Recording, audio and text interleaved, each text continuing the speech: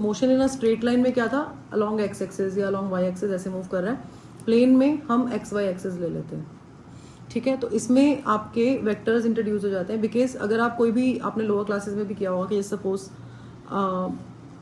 जैसे अगर हम ऑब्जेक्ट, आप कोई ऑब्जेक्ट है and we are applying force in certain direction and object is moving horizontally, ठीक है। अगर हम किसी डायरेक्शन में फोर्स अप्लाई करते हैं लेकिन ऑब्जेक्ट का जो डायरेक्शन ऑफ मोशन है वो हॉरिजॉन्टल है, बट हॉरिजॉन्टल डायरेक्शन में तो हम फोर्स अप्लाई नहीं कर रहे हैं ना, we have applied force at an angle theta from x axis, ठीक है। तो अगर ऑब्जेक्ट आपका एक्स एक्सिस में मूव कर रहा है, डायरेक्शन ऑफ मोशन उसका अलॉन्ग एक्स एक्सिस है, और आप उस पर फोर्स अप्लाई कर रहे हो इन सम अदर डायरेक्शन, ठीक है, तब भी वो एक्स एक्सिस में ही मूव कर रहा है। इसका मतलब ये है कि यहाँ पे भी इस फोर्स की वजह से कुछ इम्पैक्ट हॉरिजॉन्टली पड़ रहा है, जिससे वो ऑब्जेक्ट हॉरिजॉन्टली मूव कर पा रहा है, ठीक है। तो बिकॉज फोर्स जो है वो एक वेक्टर क्वांटिटी है। वेक्टर क्वांटिटीज हमें पता है क्या होती है। वेक्टर क्वांटिटीज वो होती हैं which have both the magnitude as well as direction, right. जिनके पास मैग्नीट्यूड भी होता है और डायरेक्शन भी होता है वो वेक्टर क्वांटिटीज होती हैं। तो अगर यहाँ पे इस डायरेक्शन में फोर्स अप्लाई करोगे तो ये इसकी डायरेक्शन को सिग्निफाई कर रहा है ये एरो, है ना। मैग्नीट्यूड मतलब उसका स्ट्रेंथ कितना है, कितना स्ट्रॉन्ग या वीक फोर्स आपने अप्लाई किया है। तो इसका जो इम्पैक्ट होगा अलॉन्ग एक्स एक्सिस वो उसका हॉरिजॉन्टल कंपोनेंट होगा, तो उसको हम एफ एक्स से डिनोट करते हैं, और जो उसका वर्टिकल कंपोनेंट है उसको हम एफ वाई से डिनोट करते हैं। तो इसका जो इम्पैक्ट हॉरिजॉन्टल डायरेक्शन में पड़ रहा है उसकी वजह से इसमें हॉरिजॉन्टल डायरेक्शन में ही मूवमेंट हो रही है, ठीक है। तो वेक्टर को हम रिजॉल्व कर सकते हैं उसके कंपोनेंट्स में। अगर आपके पास कोई वेक्टर है उसको हम उसके कंपोनेंट्स में रिजॉल्व कर सकते हैं। मतलब इसका मतलब ये है कि उसका आपके जो कार्टेशियन सिस्टम है, जो आपका प्लेन होता है Cartesian plane along x y और जेड एक्सिस, उसका कितना इम्पैक्ट पड़ रहा है we can find that out, ठीक है। तो अब because we have discussed one of the vectors force here, तो ये जो आपका चैप्टर है ये स्टार्ट ही वेक्टर के इंट्रोडक्शन से होता है कि वेक्टर्स होते क्या हैं। तो वेक्टर्स क्या होते हैं, these are those physical quantities which have both the magnitude as well as direction, ठीक है। तो जिसमें मैग्नीट्यूड भी हो और डायरेक्शन भी हो वेक्टर क्वांटिटीज होती हैं। स्केलर क्वांटिटीज कौन सी होती हैं, विच हैव ओनली मैग्नीट्यूड, जैसे टेम्परेचर, मास, ये स्केलर क्वांटिटीज हैं। वेक्टर क्वांटिटीज जिसमें मैग्नीट्यूड और डायरेक्शन हो, एग्जाम्पल्स क्या हैं इसके, velocity, acceleration, force, momentum, displacement, है ना। तो these are vector quantities. Vector quantities को रिप्रेजेंट करने के लिए इसके ऊपर हम एक एरो बनाते हैं, ये एरो इंडिकेट करता है कि ये एक वेक्टर क्वांटिटी है, ठीक है। अब जो एरो लाइन है, एरो लाइन जैसे हमने वेक्टर को रिप्रेजेंट किया एरो से, तो ये इसका होता है टेल और ओरिजिन। इसको क्या बोलते हैं हम, टेल या फिर ओरिजिन ऑफ द वेक्टर, या फिर स्टार्टिंग पॉइंट भी बोल सकते हो, स्टार्टिंग पॉइंट, ठीक है। टेल, ओरिजिन और स्टार्टिंग पॉइंट, ये आपका टेल, ओरिजिन या स्टार्टिंग पॉइंट होता है। ये क्या होता है इसका, टिप और हेड ऑफ द वेक्टर, ठीक है। और ये किसको इंडिकेट करता है, इट इंडिकेट्स डायरेक्शन, ठीक है। और जो लेंथ होती है एरो की, लेंथ किसको रिप्रेजेंट करती है, length of the arrow represents magnitude of the vector. So length of the arrow किसको रिप्रेजेंट करता है, वेक्टर के मैग्नीट्यूड को रिप्रेजेंट करता है, ठीक है। अब अगर आप कोई वेलोसिटी वेक्टर लिखते हो तो ये वेक्टर भी ऐसे लिखते हैं हम। इसके मैग्नीट्यूड को हम कैसे प्रेजेंट करेंगे, अगर हम बोलो मैग्नीट्यूड ऑफ वेक्टर वी, तो we can write like this. तो ये क्या है, मैग्नीट्यूड ऑफ वेक्टर वी, इधर यू कैन राइट दिस और you can write it without arrow, ठीक है। या तो उसको आप मॉड्यूलस में डाल दो तो इसका वेक्टर को, तो इसका मतलब ये है कि हम सिर्फ वी के मैग्नीट्यूड को कंसिडर कर रहे हैं, डायरेक्शन को कंसिडर नहीं कर रहे हैं। या फिर आप उसका एरो हटा दो, इसका मतलब भी यही है कि हम सिर्फ उसके मैग्नीट्यूड को कंसिडर कर रहे हैं, डायरेक्शन कंसिडर नहीं कर रहे हैं, ठीक है। इसमें कोई डाउट तो नहीं है। तो ये उसकी एब्सोल्यूट वैल्यू हो जाती है। नेक्स्ट हेडिंग है इसमें आपकी टाइप्स ऑफ वेक्टर्स।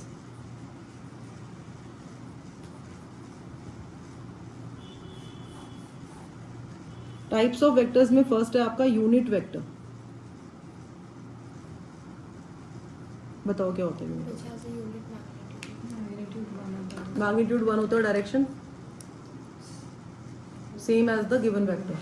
अच्छा, अब ये कैसे, मतलब यूनिट वेक्टर क्या है एग्जैक्टली मतलब अगर हम देखें कि सपोज अगर हम एक लेते हैं वेक्टर एस, ठीक है। तो वेक्टर एस आप अगर एक्स एक्सिस के अलॉन्ग ले रहे हो, मतलब ऐसे एक्स एक्सिस है, ये ओरिजिन हो गया 1 2 3 4 एंड 5, ठीक है। और इसकी वैल्यू है 4, इसकी वैल्यू क्या है 4। तो हम इसको कैसे लिखेंगे, हम इसको लिखेंगे vector s is equal to इसका मैग्नीट्यूड इनटू इसकी direction, magnitude into direction. Direction को हम कैसे लगाते हैं, वेक्टर के कैप लगा के, वेक्टर पे कैप लगा देते हैं तो वो उसकी डायरेक्शन होती है। ठीक है, तो अगर इसकी इस डायरेक्शन ये है, इस वेक्टर एस की अगर डायरेक्शन ये है तो इसका मैग्नीट्यूड हमने कितना लिया 4 है ना, और डायरेक्शन कितनी, डायरेक्शन जो है इसकी अलोंग एक्स एक्सिस अभी हम मान के चल रहे हैं। तो मैग्नीट्यूड अगर 4 है तो हम 4 एस कैप भी लिख सकते हैं इसको, वेक्टर एस को, क्योंकि डिस्प्लेसमेंट वेक्टर है या पोजीशन वेक्टर कुछ भी बोल सकते हो। ठीक है, तो vector s is 4 S cap हो गया आपका। तो एस कैप किसको रिप्रेजेंट कर रहा है, इसकी डायरेक्शन को रिप्रेजेंट कर रहा है ना। तो अब यूनिट वेक्टर का मतलब ये होता है कि इस मैग्नीट्यूड को यूनिट कर दो, मतलब वो वेक्टर जिसकी डायरेक्शन तो सेम हो जो गिवन वेक्टर की डायरेक्शन है, लेकिन उसका जो मैग्नीट्यूड है वो कितना हो 1 हो। जैसे इसका अगर हम मैग्नीट्यूड की बात करेंगे तो ये यहाँ तक आ रही है इसकी लेंथ है ना, तो 4 एस कैप है, ये यहाँ तक जा रहा है ये। तो यूनिट मैग्नीट्यूड हो लेकिन direction same as that of vector, given vector की डायरेक्शन के इक्वल हो। तो यूनिट वेक्टर क्या होता है आपका, जिसका मैग्नीट्यूड यूनिटी हो और direction same as that of vector, जो गिवन वेक्टर है आपका। ठीक है, same direction as that of given vector. Clear है, कोई डाउट तो नहीं है इसमें। अच्छा, अगर आप एक्स वाई जी एक्सिस में, अगर हम इसको एक्स एक्सिस ही कंसिडर कर रहे हैं, then we can also write this as 4 i cap. लिख सकते हैं या नहीं लिख सकते हैं, क्योंकि आई कैप क्या होता है, unit vector along X axis है ना। अगर आप इसको एक्सिस में रिजॉल्व कर रहे हो, ये आपकी एक्स एक्सिस है, ये आपकी वाई एक्सिस है और ये आपकी जेड एक्सिस है। तो अलोंग एक्स एक्सिस जो यूनिट वेक्टर है आपका वो क्या है, I cap. Along Y axis unit vector क्या है, J cap. Along Z axis unit vector क्या है, के कैप। ठीक है, अगर ऐसे ही मतलब ये आपके यूनिट वेक्टर्स हो गए इन पर्टिकुलर एक्सिस में। ठीक है, तो अगर आपके पास कोई सपोज जैसे मोशन इन अ प्लेन कर रहे हैं, ऐसे ही लेते हैं एक पॉइंट, आर्बिट्रेरी पॉइंट चूज करते हैं अगर हम, तो उसके जो कोऑर्डिनेट्स हैं वो है लेट्स से 3 4। ये एक्स एक्सिस है, this is your z axis, this is y axis and this is origin, और ये आपका वेक्टर आर है, पोजीशन वेक्टर आर। ठीक है, तो अब इसको आप कैसे लिखोगे, अगर एक्स वाई जी हम बोल रहे हैं कि यूनिट वेक्टर्स है along x y and z axis, तो इसका जो कंपोनेंट है अलोंग एक्स एक्सिस है ना, ये वैल्यू 3 है क्योंकि एब्सिस 3 है, और वाई एक्सिस में वैल्यू क्या है 4 क्योंकि ऑर्डिनेट क्या है 4। तो अगर आपको वेक्टर आर को लिखना है तो आप कैसे लिख सकते हो, कंपोनेंट्स में रिजॉल्व करके, मैग्नीट्यूड 3 है और डायरेक्शन क्या है एक्स एक्सिस की, तो 3 आई कैप लग जाएगा, और इसका मैग्नीट्यूड 4 है और डायरेक्शन क्या है वाई एक्सिस की, 4 आई कैप लग जाएगा, 4 जे कैप लग जाएगा। तो we can write vector A as magnitude into इसका unit vector A cap. A cap किसको रिप्रेजेंट कर रहा है, यूनिट वेक्टर को रिप्रेजेंट कर रहा है। ठीक है, तो यहाँ से ए कैप क्या आ जाएगा हमारा, vector A divided by modulus of vector A, तो ये आपका यूनिट वेक्टर हो गया। क्लियर है, सपोज आपको वेक्टर ए दिया हुआ है 3 आई कैप प्लस 4 जे कैप, आपको बोल रहे हैं find the unit vector, find A cap. कैसे फाइंड करोगे A cap, 3 I cap plus 4 J cap upon 5। ठीक है, 5 कैसे निकाला आपने, 3 का स्क्वायर प्लस 4 का स्क्वायर हाँ होल अंडर। हाँ, तो ए कैप कैसे निकालते हैं हम, vector A upon modulus of vector A होता है, तो इसके लिए हमें पहले ए का मैग्नीट्यूड निकालना पड़ेगा। ए का मैग्नीट्यूड कैसे आएगा, एक्स वाले का स्क्वायर है ना, 3 का स्क्वायर प्लस 4 स्क्वायर का अंडर रूट, तो ये आपका 25 का अंडर रूट हो गया 5। इसको पुट करोगे यहाँ पे, वेक्टर ए आपका 3 आई कैप प्लस 4 जे कैप है अपॉन 5। ठीक है, तो ये आपका यूनिट वेक्टर आ गया, और we can write 3 upon 5 i cap plus 4 upon 5 j cap. अब ये कैसे आया,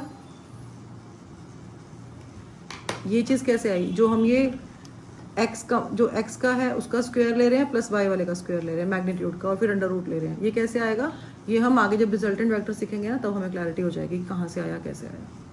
अभी के लिए हमने देखना है कि अगर यूनिट वेक्टर निकालना है तो मैग्नीट्यूड के लिए हम उसके कंपोनेंट्स के स्क्वायर को ऐड करके स्क्वायर रूट ले लेते हैं।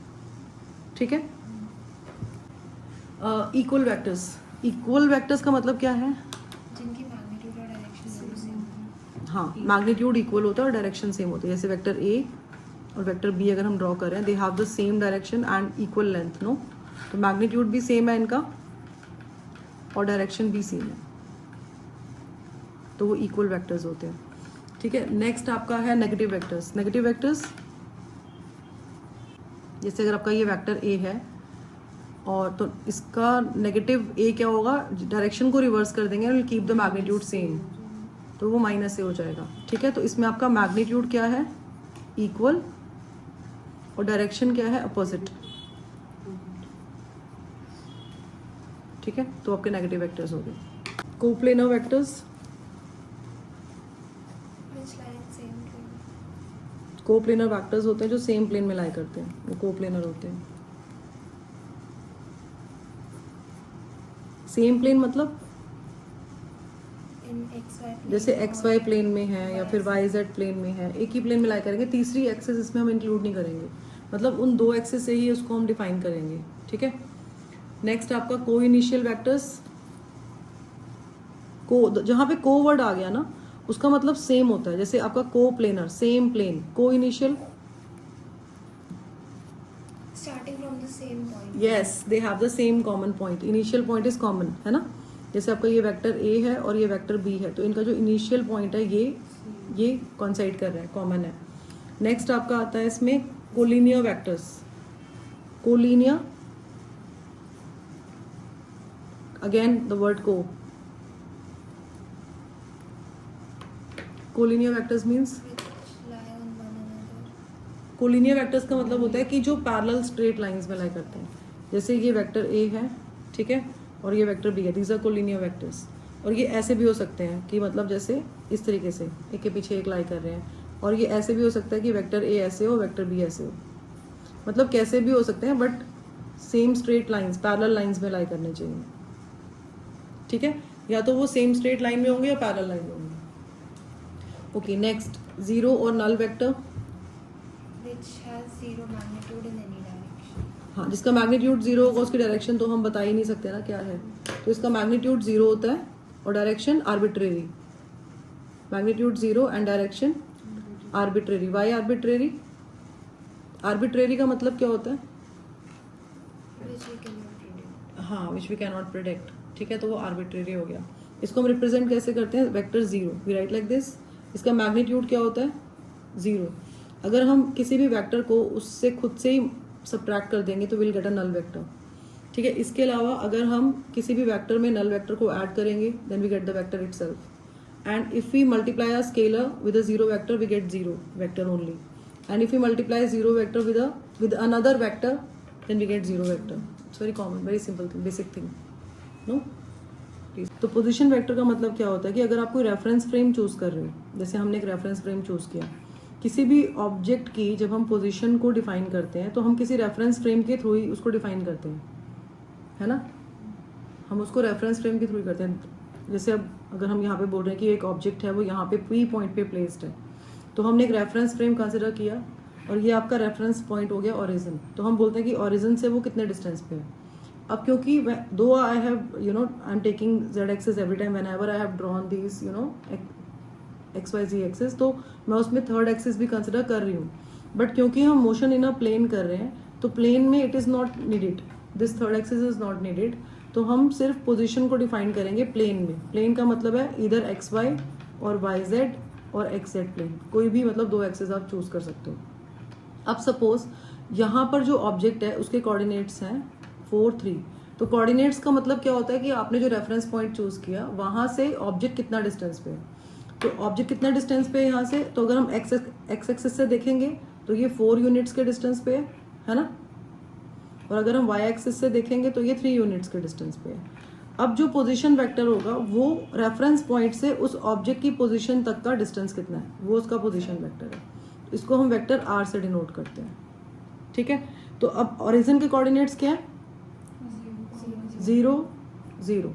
तो अगर आपको पोजीशन वेक्टर के कोऑर्डिनेट्स लिखने हैं तो कैसे लिखोगे? 4 ये आपसे सा माइनस ये है ना, तो आप x2 माइनस x1 आई कैप करोगे प्लस y2 माइनस y1 जे कैप करोगे। ये आपका जो x1 y1 है ये क्या है? ओरिजिन है। ये क्या है? ओरिजिन है। क्योंकि आप ओरिजिन के रिस्पेक्ट में निकाल रहे हो। ओरिजिन क्या है आपका? Reference point. ओरिजिन क्या है? रेफरेंस पॉइंट है इस पर्टिकुलर केस में। अब जरूरी तो नहीं है ना कि हर बार हम रेफरेंस पॉइंट को ओरिजिन ही लेंगे, तो इसीलिए हमें पता होना चाहिए कि हमने माइनस करना है।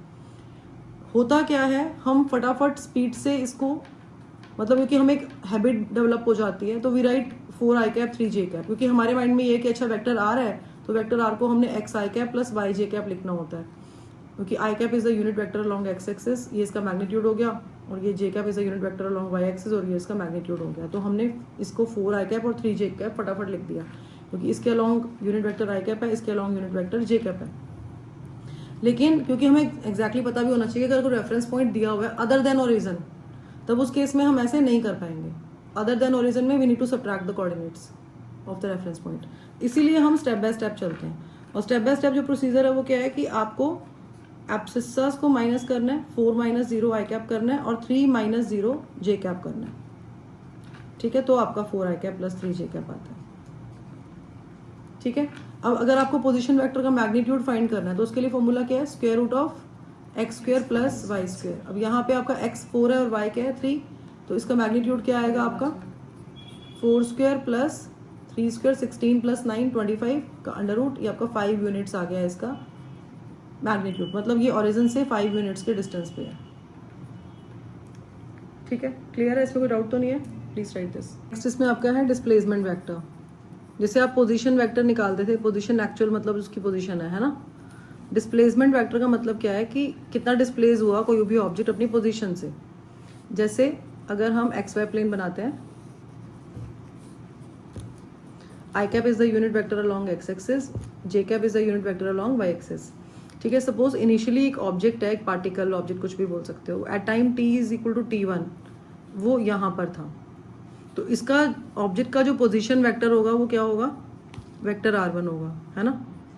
r1 is the position vector, और इसके कोऑर्डिनेट्स ले लेते हैं x1 y1 है। तो अगर एट टाइम t1 ऑब्जेक्ट इस पोजीशन पे और उसके ये कोऑर्डिनेट्स हैं, तो उसका पोजीशन वेक्टर क्या होगा? t1 टाइम पे पोजीशन वेक्टर क्या होगा? Vector r1, and we can write vector r1 as x1 i cap plus y1 j cap. ठीक है, अब सपोज कुछ टाइम के बाद वो जो ऑब्जेक्ट है वो यहाँ से यहाँ आ गया, मतलब उसकी पोजीशन चेंज हो गई, तो पोजीशन चेंज होने से उसके कोऑर्डिनेट्स भी चेंज हो गए, राइट। तो एट टाइम t2 अगर वो यहाँ पे है तो उसके कोऑर्डिनेट्स क्या है? अब x2 y2, और ये ओरिजिन जो रेफरेंस पॉइंट है उससे डिस्टेंस पे r2 डिस्टेंस पे है, तो यहाँ से यहाँ आ गया। ठीक है, सपोज ये पॉइंट A है और ये पॉइंट B है, तो A टू B आया वो, और उसने इतना डिस्टेंस कवर, इतना डिस्प्लेस हुआ अपनी पोजीशन से, है ना। तो पहले r1 था, अब क्या हो गया? r2। तो जो उसके न्यू पोजीशन वेक्टर्स आएंगे, हाँ, पोजीशन वेक्टर अब जो नए वाले हैं टाइम t2, वो क्या है आपका? Vector r2, and we can write vector r2 as x2 i cap plus y2 j cap. तो अगर अब आपको डिस्प्लेसमेंट वेक्टर अगर निकालना है, तो डिस्प्लेसमेंट वेक्टर का मतलब ये है कितना डिस्प्लेस हुआ वो अपनी पोजीशन से। तो A से B शॉर्टेस्ट डिस्टेंस कितना है उन दोनों के बीच में? AB है। डिस्प्लेसमेंट वेक्टर क्या होगा आपका? वेक्टर AB होगा, है ना। और वेक्टर AB कैसे निकालोगे? Let this vector B vector R, तो vector R is equal to vector R2 minus vector R1। ठीक है, अब इसको ना आपने वैसे तो ट्रायंगल ऑफ वेक्टर एडिशन किया ही हुआ है, उससे भी अंडरस्टैंड कर सकते हो कि दो वेक्टर्स अगर आपके कॉन्टिन्यूएशन में होते हैं, मतलब एक का जैसे हेड दूसरे की टेल, है ना, अगर ज्वाइन हो रहे हैं, है ना, तो ये ऑर्डर में है। इसको बोलते हैं हम A और B क्या है? ऑर्डर में है, क्योंकि एक ये वेक्टर स्टार्ट हुआ, ये इसका हेड है, और इसकी टेल दूसरे वेक्टर की यहाँ से लग रही है, तो ये एक ऑर्डर में है। अगर तो जो थर्ड जो रिजल्टेंट वेक्टर बनाते हैं वो इन दोनों के वो अपोजिट ऑर्डर में होता है, मतलब वो जहाँ से स्टार्ट हुआ इनिशियल पॉइंट और जहाँ पे ये एंड हो रहा है वहाँ से वहाँ लेते हैं उसको हम, तो ये अपोजिट ऑर्डर में है। ये दोनों एक तरफ जा रहे हैं और ये उल्टा चल रहा है, मतलब ये ऐसे तो नहीं है ना कि ऐसे करके ऐसे वापस जा रहा हो, ऐसे तो नहीं जा रहा है, ये उल्टा चल रहा है। तो जो वेक्टर R होता है आपका, वो वेक्टर A प्लस B होता है। ये triangle law of vector addition है जो हम आगे भी करेंगे, है ना। तो उस चीज़ को भी हम यहाँ पे अप्लाई कर सकते हैं। तो यू कैन सी जो वेक्टर R1 है, इसका एरो यहाँ जा रहा है, इसके एरो से इसकी टेल लग रही है, और फिर इसका जो हेड है वो यहाँ जा रहा है ना। तो मतलब ये ऑर्डर में है। तो अगर ये ऑर्डर में है तो we can write vector R1 plus vector R together. और ये जो थर्ड वेक्टर है आपका, ये उल्टा चल रहा है। देखो ये एक जैसे चल रहे हैं, लेकिन ये वाला ऐसे नहीं जा रहा, मतलब ऐसे क्लोज नहीं हो रहा, ये उल्टा चल रहा है, तो इसको आप वेक्टर R2 के इक्वेट कर सकते हो, है ना। तो यहाँ से आपका वेक्टर R आ जाएगा R2 माइनस R1, इसको वहाँ ले जाओगे तो ऐसे भी निकाल सकते हैं। तो अब क्या आएगा भाई, vector R displacement vector R2 minus R1 करोगे तो I वाले को I में से माइनस करेंगे और J वाले को J में से, तो आपका क्या हो जाएगा, ये x2 minus x1 I cap plus y2 minus y1 j cap. ठीक है, अगर आपको इसका मैग्नीट्यूड निकालना है तो कैसे निकालोगे, स्क्वायर रूट लोगे, I जो आपका x का जो कोऑर्डिनेट है ना, ये x2 माइनस x1 का स्क्वायर हो जाएगा प्लस y2 माइनस y1 का स्क्वायर हो जाएगा, ये आपका मैग्नीट्यूड आ गया। ठीक है, कि अगर आप किसी भी वेक्टर को मल्टीप्लाई कर रहे हो किसी रियल नंबर से या फिर किसी स्केलर क्वांटिटी से, तो क्या होगा, मतलब वेक्टर को हम रियल नंबर से मल्टीप्लाई कर रहे हैं या फिर स्केलर से मल्टीप्लाई कर रहे हैं, चेंज होगा। जैसे अगर आप वेक्टर ए है, ये आपका वेक्टर ए है, ठीक है, आपने इसको 2 से मल्टीप्लाई किया, अगर तो 2 से अगर वेक्टर ए को मल्टीप्लाई करोगे तो इसकी जो लेंथ है वो डबल हो जाएगी, लेकिन डायरेक्शन सेम ही रहेगी, बिकॉज आपने 2 से मल्टीप्लाई किया, 2 इज अ रियल नंबर। ठीक है, अगर आप इसको -2a से मल्टीप्लाई कर रहे हो, -2 से मल्टीप्लाई कर रहे हो, तो -2 से मल्टीप्लाई करने से इसका मैग्नीट्यूड तो डबल हो जाएगा। जैसे अगर ये वेक्टर ए है, ये वेक्टर 2a है, तो वेक्टर ए का मैग्नीट्यूड तो डबल हो गया, लेकिन उसकी डायरेक्शन क्या हो जाएगी, अपोजिट हो जाएगी। ठीक है, तो आप जब किसी वेक्टर को रियल नंबर से मल्टीप्लाई करते हो तो क्या चेंजेस आते हैं, एक तो ये चीज़ हो गई। तो फर्स्ट केस में जब आपने उसको पॉजिटिव, जब आपका लैम्डा ग्रेटर देन 0 था और वो एक रियल नंबर है, अगर है ना, रियल नंबर है और ग्रेटर देन 0 है, तो आपका डायरेक्शन में चेंज नहीं आया, डायरेक्शन सेम रहा, लेकिन आपका जो मैग्नीट्यूड था वो लैम्डा टाइम्स हो गया, है ना, मैग्नीट्यूड आपका लैम्डा टाइम्स हो गया। जब आपका लैम्डा लेस देन 0 है और लैम्डा आपका एक रियल नंबर है, तब उसके इसमें आपका जो डायरेक्शन है वो क्या हो गया, अपोजिट, लेकिन मैग्नीट्यूड अभी भी आपका लैम्डा टाइम्स हो गया। क्लियर है। ऐसे ही अगर आपका लैम्डा एक स्केलर क्वांटिटी है, then you get another vector quantity. Suppose आपका जो लैम्डा है वो एक स्केलर क्वांटिटी है। इनिशियली देखो, अभी यहाँ पर जो हम कर रहे थे, यहाँ पे हम एक इसको रियल नंबर से मल्टीप्लाई किया है हमने वेक्टर को। अगर आप वेक्टर को रियल नंबर से मल्टीप्लाई करते हो तो क्या होता है, you get the same vector, but उसका सिर्फ मैग्नीट्यूड और उसका चेंज होता है, या डायरेक्शन थोड़ा रिवर्स हो जाएगा या सेम रहेगा, डिपेंड करता है कि वो ग्रेटर देन 0 है नंबर या लेस देन 0 है। लेकिन अगर आपका लैम्डा एक स्केलर क्वांटिटी है तो you will gate another vector. तो उस केस में अगर आप लैम्डा को वेक्टर ए से मल्टीप्लाई करोगे, then you get another vector. इसका कोई एग्जांपल दे सकते हो?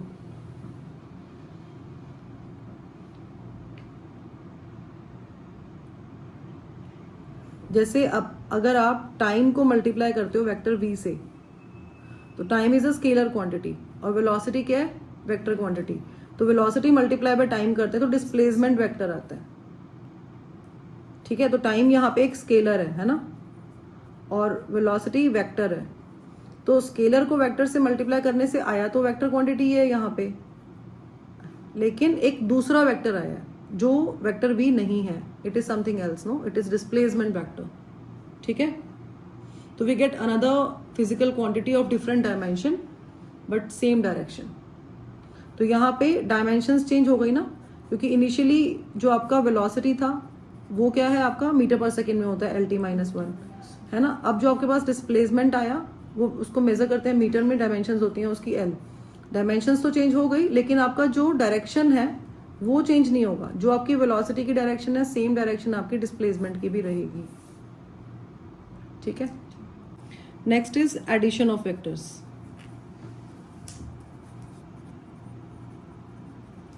एडिशन ऑफ वेक्टर्स में आपका कैसे भी वेक्टर्स को ऐड कर सकते हो। जैसे अगर आपके वेक्टर्स सेम डायरेक्शन में एक्ट हो रहे हैं तो उनको कैसे ऐड करेंगे, फर्स्ट केस। अगर आपके वेक्टर्स अपोजिट डायरेक्शन में ऐड हो रहे हैं तो कैसे ऐड करेंगे, मतलब ये वेक्टर ए है and this is vector b here, let this vector B vector a, this is vector b. ठीक है, तो एडिशन ऑफ वेक्टर्स में कंडीशन केसेस हैं, सेम डायरेक्शन में दोनों वेक्टर्स, अपोजिट डायरेक्शन में दोनों वेक्टर्स, थर्ड है आपका डिफरेंट डायरेक्शंस में, ना तो सेम है ना अपोजिट है, अलग अलग किसी एंगल पे कह सकते हो आप। ठीक है, तब क्या होगा, ये हो गया जब दो वेक्टर्स हैं। तो जब n नंबर ऑफ वेक्टर्स होंगे तब क्या करेंगे, उसको हम बाद में डिस्कस करते हैं, पहले हम इन दो को कंसिडर करते हैं। तो अगर आपके दोनों वेक्टर्स सेम डायरेक्शन पे एक्ट हो रहे हैं and you are suppose to add these two vectors, तब उस केस में आप क्या करोगे? Vector a plus vector B. Vector a plus vector b हो जाएगा रिजल्टेंट वेक्टर। तो we can write this as resultant vector, और इसमें वेक्टर ए और वेक्टर बी की जो भी लेंथ है वो उसके साथ ही हम अलाइन कर देंगे, है ना, और वो उसमें ऐड हो गया। जैसे आपका वेक्टर ए और ये आपका वेक्टर बी, तो इसको हम बोल देते हैं resultant vector vector r. Vector r is equal to a plus b. तो ये कर सकते हो कि इसको उठा के आपने इसके आगे लगा दिया, ये पीछे लगा दिया, ठीक है।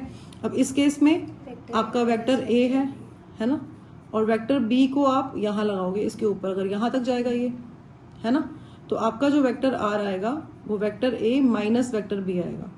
अब यहाँ पे बिकॉज दोनों वेक्टर सेम डायरेक्शन में पॉइंट कर रहे थे, तो रिजल्टेंट की डायरेक्शन भी आपकी सेम रहेगी, जिस डायरेक्शन में ए और बी पॉइंट कर रहे हैं, है ना। यहाँ पे जो रिजल्टेंट की डायरेक्शन है वो क्या रहेगी, लेकिन ध्यान से देखो, एक तो वेक्टर आर जो है आपका, ये अगर ये बी यहाँ तक आ रहा है अगर, और ए आपका ये पूरा है, तो वेक्टर आर की लेंथ आपकी कम है ना, मैग्नीट्यूड कम हो जाएगा ना, क्योंकि ये पूरा ए था, इसमें से बी माइनस किया, तो आपका वेक्टर आर ये आएगा।